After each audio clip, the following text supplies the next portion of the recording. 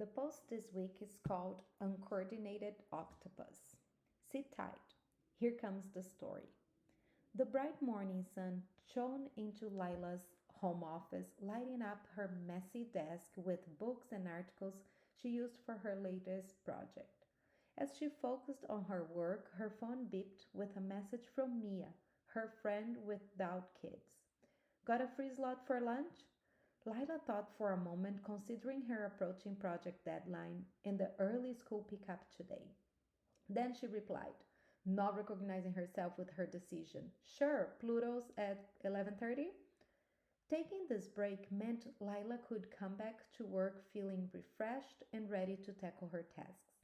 At Pluto's, Lila chatted about her kids' busy schedules and upcoming school events while Mia listened with genuine interest, eating her salad. They drive me crazy sometimes. They are the hardest project I ever led in my life.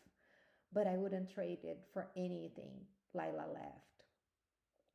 I don't know how you do it all, Mia remarked with admiration. She loved to spend time with her friend and hearing about her family adventures. Later that day, Lila navigated through video calls with international clients, strategizing for an upcoming campaign. Despite the demands of her family evening's routine, she survived. Meanwhile, Mia participated in a virtual brainstorm session with her team. Her innovative ideas sparked enthusiasm among her colleagues, propelling the project forward. As the meeting wrapped up, a colleague remarked, Mia, your insights are always so valuable. As Mia walked her dog later that day, she felt content and fulfilled. While her life didn't revolve around kids, her career brought her challenges, growth, and meaningful relationships. She treasured being able to juggle work with moments of friendship, learning, and personal passions. On the other side of town, lying in bed that night, Lila mulled over Mia's remarks. How does she manage it all? Balancing family and work can be tricky. But as exhaustion from her busy day finally pushed her toward sleep, a sense of gratitude washed over her. The truth is, Lila could handle it all because of her incredible support system, her partner, her parents' help, and her friends' help. Over time, she learned the value of asking for help and being okay with doing good enough instead of chasing perfection. Let's talk about this. Are you searching for that magic formula to balance work and family perfectly? Well, sorry to say, I don't have it. But coming from someone who juggled career and family life for years, I've got some stories to tell. Please keep in mind that I don't want to prove myself or I'm saying this is the way to go, but I hope that the stories and comments below will blaze a trail for others to try. Achieving a balance between family and work is essential for women's holistic well being, career success, and fulfilling personal relationships. A few years ago, my passion for my career blinded me to see that the passion had become an obsession, and the fulfillment that I always found at work had not been there anymore, which led me to burnout and stress related health issues. It triggered an autoimmune disease that I never knew I had it. The first point, holistic well being, destroyed, checked. I felt stuck at work. Things that wouldn't bother me too much became so big that all I could see and feel at work was stress. It was like I attracted all the problems to myself. Second point, career success at a standstill status, checked.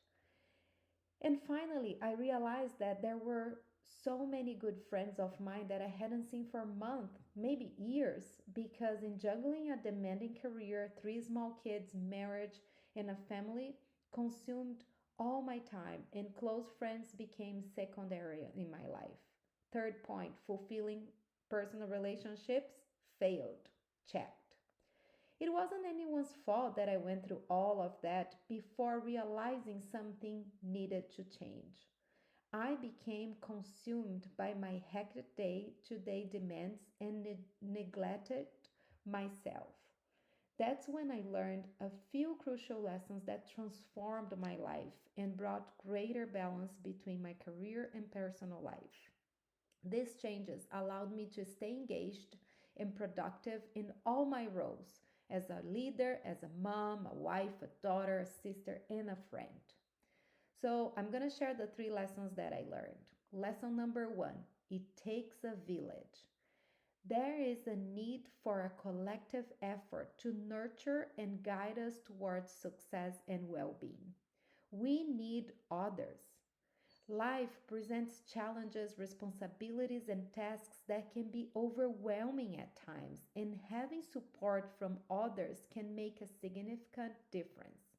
Whether it's an assistance with work related projects, emotional support during tough times, or help with everyday tasks like picking up your kids from school, everyone can benefit from a supportive community or a network of friends and family. We cannot solve all our problems alone. And the good news is we don't need to. My husband and I are very blessed to have my parents living close by and helping us with the kids. But let me confess something. It took me years to learn to be okay with asking for help until the day that my dad asked me, "Don't you trust me and your mom to take care of your kids?"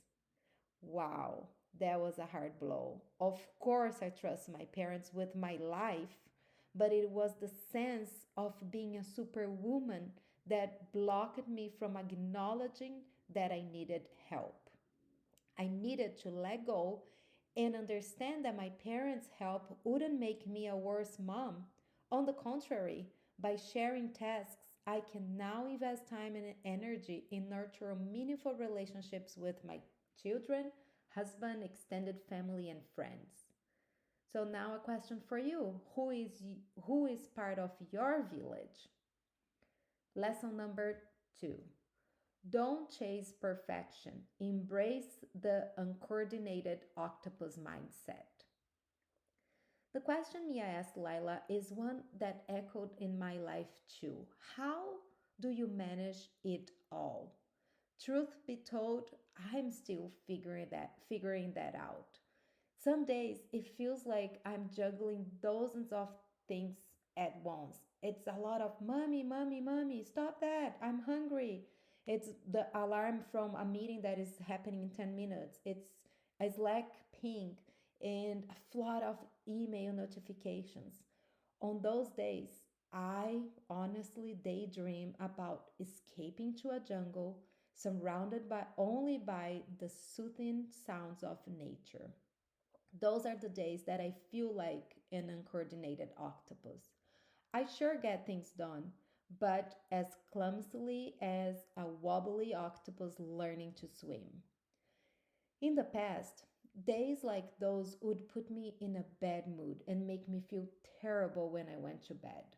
I would dwell on how I failed as a mom, as a professional, as a wife. But I don't feel like that anymore. I've learned to embrace imperfection. Yes, I might feel bad if I yelled at my kids, but after I calm down, we talk, apologize if needed, and we move forward. We learned from our mistakes, we have an open conversation, and we practice forgiveness for each other and mainly for myself. Women without kids often face similar challenges. Society expects us to excel in everything with our careers while also maintaining a perfectly clean house with everything in order. It begs the question, are these pressures from society or we are the ones setting these high expectations for ourselves? The opportunity I see for us women is that we are too hard on ourselves, trying to solve all the problems of the world by ourselves. We don't stop until we've pushed ourselves to the edge of exhaustion. It's a price we pay for perfection. We don't need to do that. Relaxing and focusing on what we need is not a waste of time, it is an investment in our well being. We work as hard, if not harder, than men, both at work and at home. Even within our households, domestic responsibilities tend to fall more on women. Why is that? In my case, before having kids, my husband and I had a division of tasks. Weekends were for deep cleaning, and during the week, I handled the cooking while he did the dishes.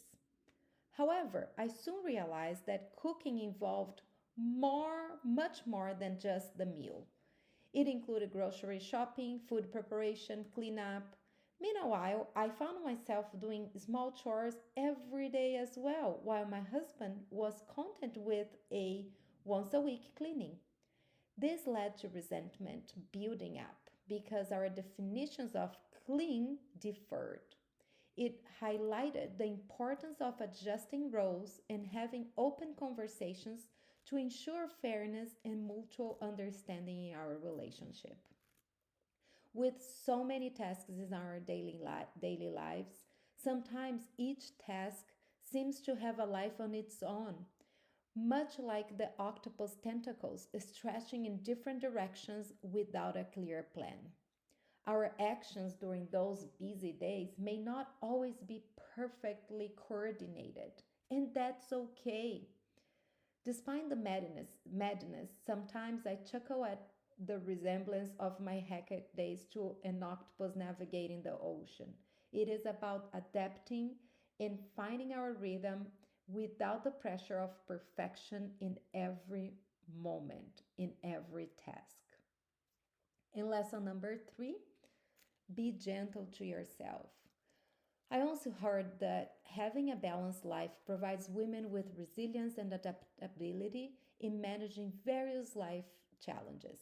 It enables them to navigate transitions such as career changes, family dynamics, and personal growth with greater ease.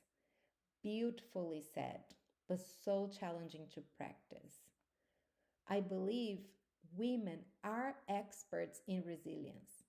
We had to fight hard for our place in society, at work, and unfortunately, sometimes in our own relationships. This struggle builds resilience in us, helping us face complex and pressing problems that pile up in our lives. And resilience is a form of growth. Therefore, I see it as a significant advantage for us women because through resilience, we grow, learn, and expand our skills and emotional capabilities. I had two situations in the past that really touched my heart and left me feeling sad and contemplative for weeks. And also, it illustrates how being hard on yourself doesn't really help with anything. One time, when Lara, my daughter, was 2 years old, she grabbed my purse and said, "Bye everyone, I'm going on a business trip." Then she walked towards the door. My husband laughed at the situation, but I found myself crying. She was imitating me, recalling the days when I used to travel frequently for work. Years later, when Luca was in first grade, he wrote a letter for me on Mother's Day. Among the beautiful sentiments he expressed, one word caught my attention. She is a very hard worker. Once again, tears rolled down my cheeks. Resilience shows up in these two stories through the emotions of sadness and thoughtfulness that the situation evoked for me. Despite the challenges and emotional impact of being away from my children due to work, I reflect on those moments with a mix of sadness and gratitude, highlighting resilience in facing the complexities of balancing work and family life. Despite the tears shed, I carried on and I appreciate the love and understanding shown by my children. I won't deny that even today, this kind of situations still touch my heart. However, I've learned not to feel guilty anymore for enjoying my work, for finding fulfillment in my career. I no longer feel the need to apologize for being who I am. I am a great mom, and I'm also a successful professional who loves what she does. And I am a role model for my kids, and balancing work and life and family life sets a positive example for them, showing them that it is possible to pursue career goals while also prioritizing family and personal time. I like to believe that this approach will help society to break gender stereotypes and encourage future generations to strive for a balanced life. How excellence looks like. One, we identify who are the people that can help us in different areas of our lives and we ask for help. Two, we are okay in being imperfect and acting imperfectly when the demands are too high. And three, we are easy on ourselves and keep building resilience and learning from past experiences. And I will leave you with a sentence from Tara Westover to think. You are doing too many things that aren't primary to you. And call for action. I hope these stories inspire conversations with your partners and male friends to really think about asking them, like, how do they balance work and family? What are some tips that they have?